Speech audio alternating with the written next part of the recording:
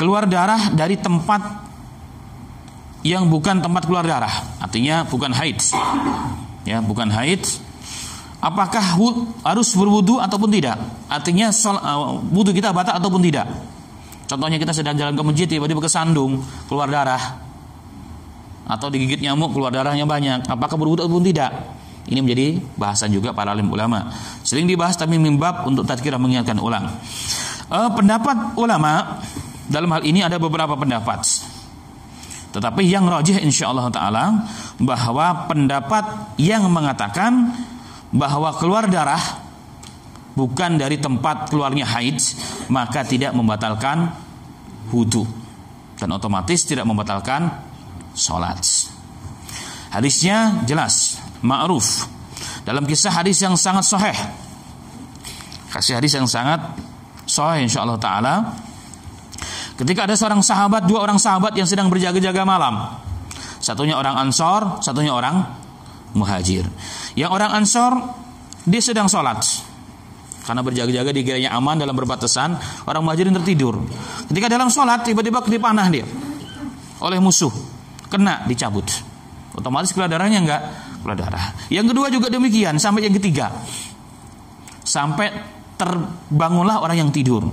Kemudian dikatakan, subhanallah, maha suci Allah, kenapa anda enggak bangunkan aku? Dia katakan, saya lagi enggak suka bangunkan, saya sedang baca surah yang aku suka. Jadi takut mengganggu sholatku, aku enggak mau keluar daripada sholat. Langsung sholat sampai terakhir. Artinya sampai salam dan orang yang memanah lari dia ketakutan. Nah, kejadian ini di zaman siapa? Zaman Rasul. Ulama mengambil istinbat, seandainya kejadian ini membatalkan wudu, sudah pasti akan turun ayat kepada Rasul sallallahu alaihi wasallam. Ini mirip dengan hadis yang mengatakan dengan riwayat yang sahih insyaallah taala, kunna nazilu wal Qur'an yanzil. Artinya boleh. Inzal itu adalah mengeluarkan sperma di luar tempatnya. Ketika dia mau keluar ditarik, dikeluarkan. Itu namanya inzal yang disebut dengan KB alami. Sahabat mengatakan, kami melakukan ini sedangkan Quran turun. Quran masih proses turun, belum sempurna. Rasulullah berarti masih hidup. Tetapi gak ada teguran dari langit. Berarti apa? Dibolehkan. Nah, sama persis dengan bab ketika ada orang sholat dipanah keluar darahnya. Seandainya kata ulama, itu perbuatan yang tidak dibenarkan. Padahal itu adalah proses penyempurnaan agama. Sudah pasti turun larangan dari Allah Subhanahu wa ta'ala. Ini hadis yang pertama. Hadis yang kedua, kisah ma'ruf di zaman Umar bin Khattab. Ketika beliau sedang sholat subuh, kemudian ditusuk oleh siapa? Abu Lu'lu' al-Majusi. Keluar darahnya, tumpah. Tapi beliau sempat melanjutkan sholatnya. Kemudian ada sahabat-sahabat yang memegang dan seterusnya. Dan ini semua membuktikan bahwa para sahabat memahami bahwa keluar darah itu tidak membatalkan wudu dan sholat. Ditambah lagi kondisi di zaman Rasulullah, kondisi masih perang, sering perang di mana-mana. Orang sedang bahkan dalam medan perang pun mereka masih sholat. Sudah pasti mereka terluka-luka, tapi mereka membiarkan darah tersebut. Dan ini menunjukkan boleh mengenai hal tersebut. Kemudian Al-Imam Al-Hasan Al-Basri, kibar Sayyidu Tabi'in, jadi penghulunya para tabi'in, Imam Hasan Al-Basri.